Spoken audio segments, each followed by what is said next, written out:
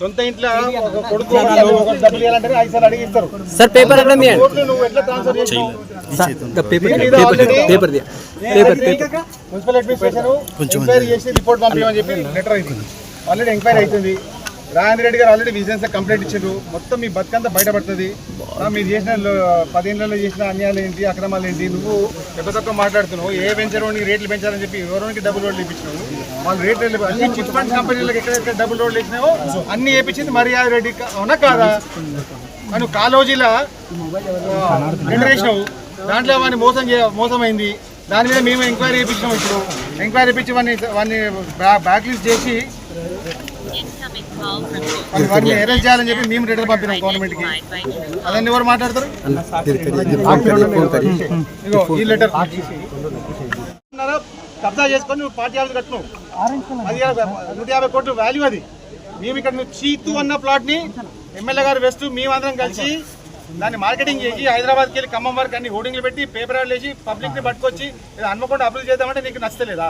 10 ఏళ్ళు నువ్వు చేయలేదు. ఓపెన్ ఆక్షన్లా 20 మంది పార్టిసిపేట్ చేసిండ్రు. వాళ్ళ నెంబర్ని వాళ్ళ ఫోన్ నెంబర్ని మాట్లాడుకో అందరితో. నువ్వు చేయలేదు ఓపెన్ ఆక్షన్. కూడా ఆఫీస్ ముందు చిన్న చిన్న ప్లాట్లకు ఎంత అమ్ముకున్నావు? 34,000 అమ్ముకోలే. మాటలు మాట్లాడుతున్నావు. దాన్ని ఏమంటారు? ఆర్టీసీ రిటైనింగ్ సెంటర్ ఎంతకి ఇచ్చినావు? ఆ స్పోర్ట్స్ కాంప్లెక్స్ ఎంతకి ఇచ్చినావు? మొత్తం పంచుకోలేవు నువ్వు. కోట్లు. ఓపెన్ స్పేసెస్ అని ఒక మున్సిపల్ అధికారి కాంట్రాక్ట్ ఎంప్లాయ్తో అన్ని దాని బైనామీ పేరు మీద 59 జీవో పెట్టుకొని అన్ని మీ పేరు రిజిస్ట్రేషన్ చేసుకోలే. అవి కూడా లిస్ట్ తీసిన మొత్తం వస్తున్నాయి అన్ని బయటికి. మీరు మాట్లాడతారు.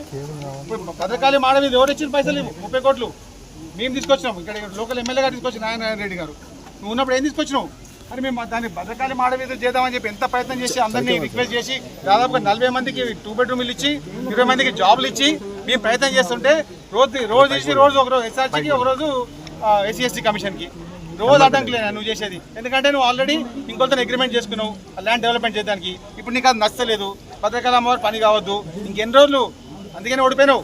నీ బాధ్యులు వచ్చి ఆటోలలో తిరిగి నీకు ఓటేద్దన్నారు. ఇక్కడ మర్యాద రెడ్డి ముందు పెడితే ఆయన మాట్లాడిస్తాడు. నేను చెప్పినా నువ్వు కూడా రమ్మని ఆయన కూడా రమ్మని రాలేవు. ఎందుకో మళ్ళీ వినయ బస్సులో ఎందుకో రాలేదు? ఇలా అమ్మవారి భక్తులే కదా. కొత్త మాటలు మాట్లాడి పబ్లిక్ మోసం చేసి ఊరుకుంటూ ఎవరు లేదు. చేతకి ఎవరు గాలి చేసుకోలేదు. మంచి మర్యాదగా ఫస్ట్ టైం ఈసారి అమ్మవారి పేరు తీసినాం కాబట్టి మేము కూడా వచ్చి తలస్నానం చేసి అమ్మవారి ముందు ప్రతిజ్ఞ చేసి చెప్పినాం. శుద్ధి చేసినాం టెంపుల్. ఇలాంటి దొంగలు వచ్చి ఇవన్నీ చేసినందుకు అర్థమైందా? పబ్లిక్లో మోసం చేయకండి. ఇంకా అందరు చూస్తుంది సార్. ఇప్పుడు వాళ్ళు బీఆర్ఎస్ వాళ్ళంతా ఒక్క నిమిషం నడవండి కొద్దిగా. ఇక్కడ లేదా భక్తులకి ఇబ్బంది అవుతుంది. ప్లీజ్ జరగాల. ఓకే వాళ్ళు చేసుకున్నారు. నేను రాకపోతే నేను దొంగ తప్పు చేసిన అనుకుంటారు కదా. సార్ బీఆర్ఎస్ రిక్వెస్ట్ చేసి వచ్చిన రూలింగ్ పార్టీ అన్ని అరెస్ట్ చేశారు. ఆయన కూడా రిక్వెస్ట్ చేశారు. ఎందుకంటే మేము రాకపోతే ఇక్కడ ప్రభుత్వం బదనాం అవుతుంది. ఎవరో చెత్తనా కొడుకులు ఏదో మాట్లాడితే మేము మనకి జవాబు చేయాలి. సార్ చైర్మన్ గారు ఇప్పుడు వాళ్ళంతా అవినీతి పాల్పడ్డారు కదా, వాళ్ళని ఎందుకు అరెస్ట్ చేయట్లేరు మరి మీరు?